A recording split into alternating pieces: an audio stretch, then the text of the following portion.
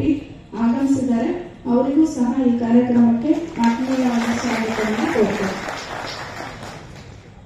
ಹಾಗೆ ಈ ಕಾರ್ಯಕ್ರಮಕ್ಕೆ ಮುಖ್ಯ ಅತಿಥಿಗಳಾಗಿ ಶ್ರೀ ಎಸ್.ವಿ. ಸ್ವಾಮಿ ಪ್ರಗತಿಪರ ರೈತರು ಆಗಮಿಸಿದ್ದಾರೆ. ಅವರ ರಾಯಭಾರಿಗಳಿದ್ದಾರೆ. ಅವರಿಗೂ ಸಹ ಸ್ವಾಗತವನ್ನ ಕೋರ್ತೇನೆ.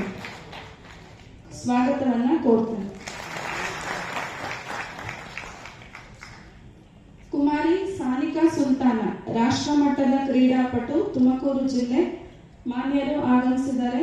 ಇವರಿಗೂ ಸಹ ಎಲ್ಲರ ಪರವಾಗಿ ಸ್ವಾಗತವನ್ನು ಕೋರ್ತೇನೆ. ಡಾಕ್ಟರ್ ಲಕ್ಷ್ಮಣ್ ದಾಸ್ ಕಲಾವಿದರು, ತುಮಕೂರು, ಇವರು ಸಹ ಈ ಕಾರ್ಯಕ್ರಮಕ್ಕೆ ಆಗಮಿಸಿದ್ದಾರೆ. ಅವರಿಗೂ ಸಹ ಎಲ್ಲರ ಪರವಾಗಿ ತುಂಬು ಹೃದಯದ ಸ್ವಾಗತವನ್ನು ಕೋರ್ತೇನೆ. ನಮ್ಮ ಇಲಾಖೆಯ ಎಲ್ಲ ಅಸಂಘಟಿತ ಕಾರ್ಮಿಕರು, ಆಟೋ ಚಾಲಕರು, ಗಾರ್ಮೆಂಟ್ಸ್ ವಲಯದ ಕಾರ್ಮಿಕರು ಎಲ್ಲರೂ ಸಹ ಆಗಮಿಸಿದ್ದೀರಾ. ಮತ್ತೆ ಈ ಲೈಬ್ರರಿನಲ್ಲಿ ಸ್ಟಡೀಸ್ಗೆ ಅಂತ ಏನ್ ಬಂದಿದ್ದಾರೆ ವಿದ್ಯಾರ್ಥಿಗಳು, ಅವರು ಸಹ ಆಗಮಿಸಿದ್ದೀರಾ. ಜಿಲ್ಲಾಡಳಿತದ ಪರವಾಗಿ, ಜಿಲ್ಲಾ ಪಂಚಾಯತ್ ಪರವಾಗಿ ತುಂಬು ಹೃದಯದ ಸ್ವಾಗತವನ್ನು ಕೋರ್ತೇನೆ. ಹಾಗೆ ಈ ಕಾರ್ಯಕ್ರಮಕ್ಕೆ ಆಗಮಿಸಿರ್ತಕ್ಕಂಥ ಎಲ್ಲ ಮಾಧ್ಯಮ ಮಿತ್ರರಿಗೂ ಸಹ ತುಂಬು ಹೃದಯದ ಸ್ವಾಗತವನ್ನ ಕೋರ್ತೇನೆ. ಈ ಕಾರ್ಯಕ್ರಮಕ್ಕೆ ಸಹಕರಿಸ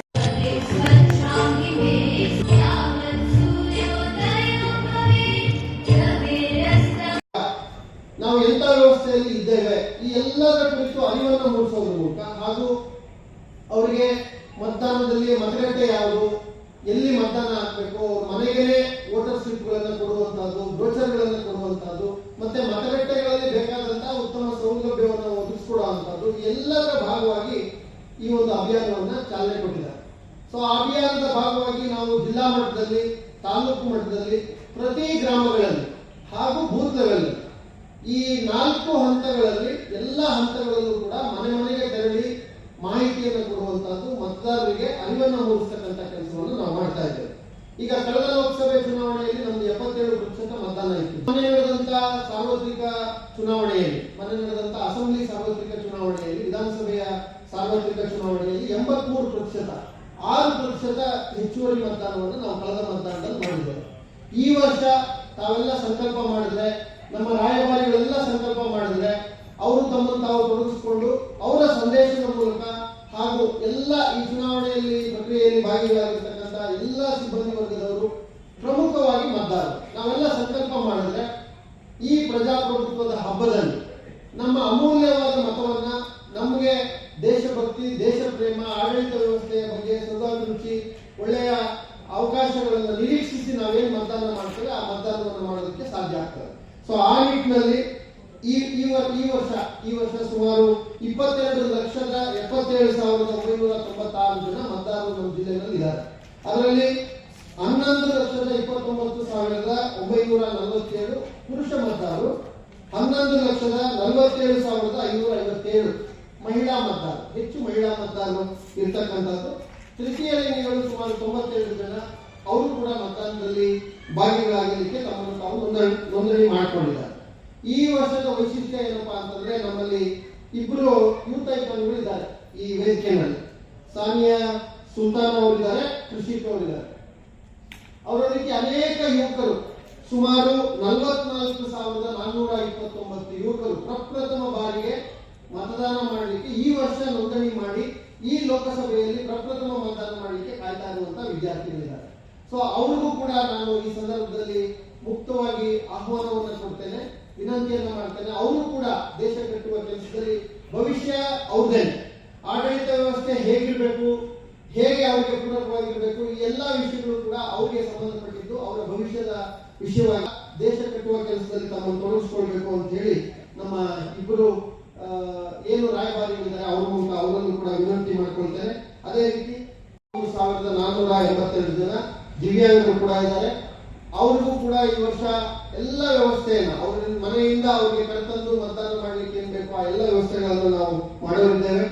85 ವರ್ಷ ಮೇಲ್ಪಟ್ಟ ಸುಮಾರು 28,956 ಜನ ಏನಿದ್ದಾರೆ ಅವ್ರಿಗೆ ಈಗಾಗಲೇ ಅವ್ರಿಗೆ ಮತ್ತೆ ದಿವ್ಯಾಂಗರಿಗೆ ಮನೆ ಮನೆಗೆ ಹೋಗಿ ಈ ವರ್ಷ ಹೊಸ ಒಂದು ವ್ಯವಸ್ಥೆಯನ್ನ ಚುನಾವಣಾ ಆಯೋಗ ತಂದಿದೆ. ಲಾಸ್ಟ್ ಅಸೆಂಬ್ಲಿ ಎಲೆಕ್ಷನ್ ಇಂದ ಏನು ಅಂದ್ರೆ 85 ವರ್ಷ ಮೇಲ್ಪಟ್ಟಿದ್ರೆ ಅಥವಾ 40%ಕ್ಕಿಂತ ಹೆಚ್ಚು ಅಂಗವೈಕಲ್ಯತೆಯನ್ನು ಹೊಂದಿದ್ರೆ ಅವರ ಮನೆಯಲ್ಲೇ ಅವರಿಗೆ ಮತದಾನ ಮಾಡಲಿಕ್ಕೆ ಅವಕಾಶವನ್ನು ಕಲ್ಪಿಸಿರುವಂಥದ್ದು.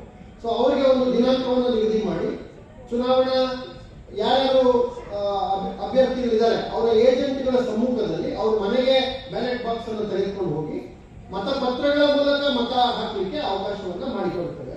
ಮತ್ತೆ ಆ ಮತಗಳನ್ನು ಕೂಡ ಮತದಾನದ ಎಣಿಕೆ ದಿನ ಆ ಮತಗಳನ್ನು ಕೂಡ ಎಣಿಸಿ ಅದನ್ನು ಕೂಡ ಲೆಕ್ಕಕ್ಕೆ ತೆಗೆದುಕೊಂಡು ಚುನಾವಣೆಯ ಫಲಿತಾಂಶವನ್ನು ನಾವು ಘೋಷಣೆ ಮಾಡ್ತೇವೆ. ಆ ನಿಟ್ಟಿನಲ್ಲಿ ಆ ವ್ಯವಸ್ಥೆಯನ್ನು ಕೂಡ ಈಗಾಗಲೇ ನಮ್ಮ BLOಗಳು ಮತಗಟ್ಟೆ ಅಧಿಕಾರಿಗಳು ಈಗಾಗಲೇ ಮನೆ ಮನೆಗೆ ಹೋಗಿ ಅರ್ಜಿಗಳನ್ನು ಕೊಡೋ ಕೆಲಸ, ಯಾರಿಗೆ ಮತ ಮಾಡಲಿಕ್ಕೆ ಅಲ್ಲೇ ಮನೆಯಲ್ಲೇ ಮತದಾನ ಹಾಕ್ತೇವೆ ಅಂತ ಹೇಳ್ತಾರೆ, ಬರೋದಕ್ಕಾಗಲ್ಲ ಅಂತ ವಯೋವೃದ್ಧರು ಇದ್ದಾರೆ ಅಥವಾ ದಿವ್ಯಾಂಗರು ಯಾರು ಬರೋದಕ್ಕೆ ಆಗಲ್ಲ ಮತಗಟ್ಟೆಗೆ ಅಥವಾ ಅವ್ರ ಆಯ್ಕೆ ಇದೆ ನಾವು ಅಲ್ಲೇ ಹಾಕ್ತೀವಿ ಅಂತೇಳಿ ಅಂತ ಎಲ್ಲ ಆಯ್ಕೆಗಳಿಗೂ ಕೂಡ ಅವಕಾಶವನ್ನ ನಾವು ಮಾಡಿಕೊಡ್ತೇವೆ.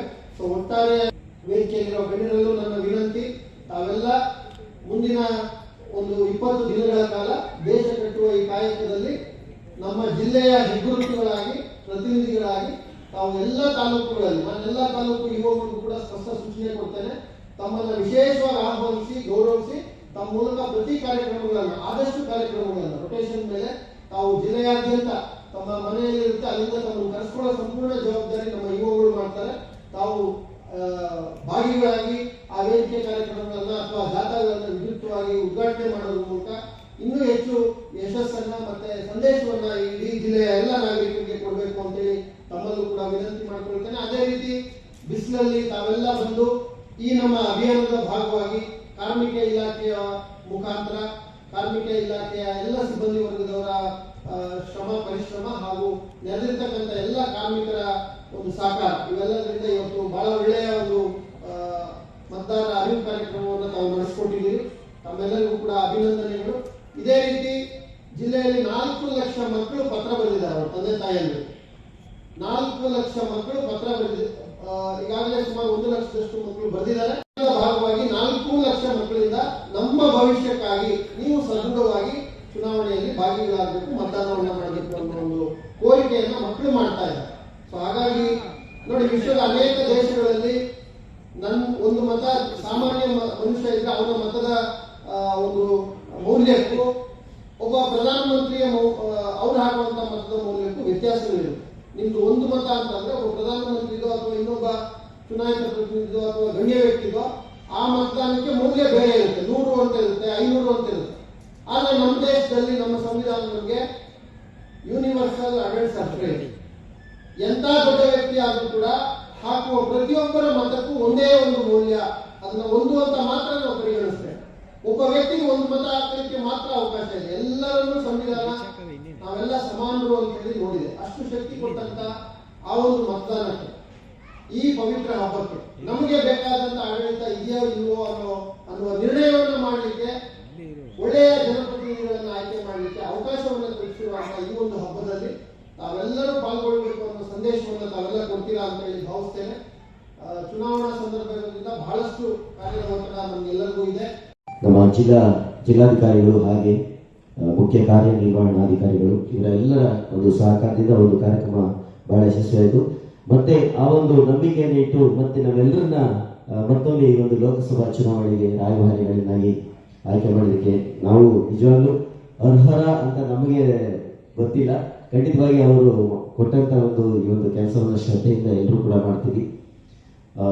ಮತ್ತೊಮ್ಮೆ ನಮ್ಮ ತುಮಕೂರಿನ ಎಲ್ಲ ಪ್ರತಿಭಾನ್ವಿತ ಕಲಾವಿದರಾಗಿರ್ಬೋದು, ಮತ್ತೆ ಸ್ಪೋರ್ಟ್ಸ್ ಇದರಲ್ಲಿ ಅಚೀವರ್ಸ್ ಆಗಿರ್ಬೋದು, ಅವರೆಲ್ಲರೂ ಕೂಡ ಹಾಗೆ ಕೃಷಿ ಇಲಾಖೆ ಆಗಿರ್ಬೋದು, ತೋಟಗಾರಿಕೆ ಆಗಿರ್ಬೋದು, ಎಲ್ಲರೂ ಕೂಡ ಗೌರವಿಸಿದ್ದಾರೆ. ನನಗೂ ಸಂತೋಷ ಆಯಿತು. ಈ ಒಂದು ಕಾರ್ಯಕ್ರಮದಲ್ಲಿ ತಮ್ಮೆಲ್ಲರಿಗೂ ಕೂಡ ಧನ್ಯವಾದಗಳನ್ನು ಅರ್ಪಿಸ್ತಾರೆ.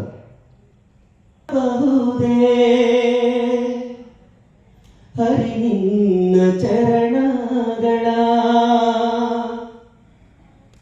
ಬರಿದೆ ಮಾತೆ ಕಿನ್ನು ಅರಿತು ಬೇಡುವೆನಯ್ಯ, ತೊರೆದು ಜೀವಿಸಬಹುದೇ ಹರಿ ನಿನ್ನ ಚರಣಗಳ, ತೊರೆದು ಜೀವಿಸಬಹುದೇ ಹರಿ ನಿನ್ನ ಚರಣಗಳ ಬರಿದೆ ಮಾ ಮಾತೆ ಕಿನ್ನು ಅರಿತು ಬೇಡುವೆನಯ್ಯ ಬರಿದೆ ಮಾತೆ ಕಿನ್ನು ಅರಿತು ಬೇಡುವೆನಯ್ಯ ತೊರೆದು ಜೀವಿಸಬಹುದೇ ಹರಿ ನಿನ್ನ ಚರಣಗಳ ತಂದೆಯ ಬಿಟ್ಟು ತಪವ ಮಾಡಲು ಬಹುದು ತಾಯಿ ತಂದೆಯ ಬಿಟ್ಟು ತಪವ ಮಾಡಲು ಬಹುದು ದಾಯಾದಿ ಬಂಧುಗಳ ಬಿಡಲು ಬಹುದು ದಾಯಾದಿ ಬಂಧುಗಳ ಬಿಡಲು ಬಹುದು ರಾಯತ ಮುನಿದರೆ ರಾಜ್ಯವನೇ ಬಿಡಬಹುದು ರಾಯತ ಮುನಿದರೆ ರಾಜ್ಯ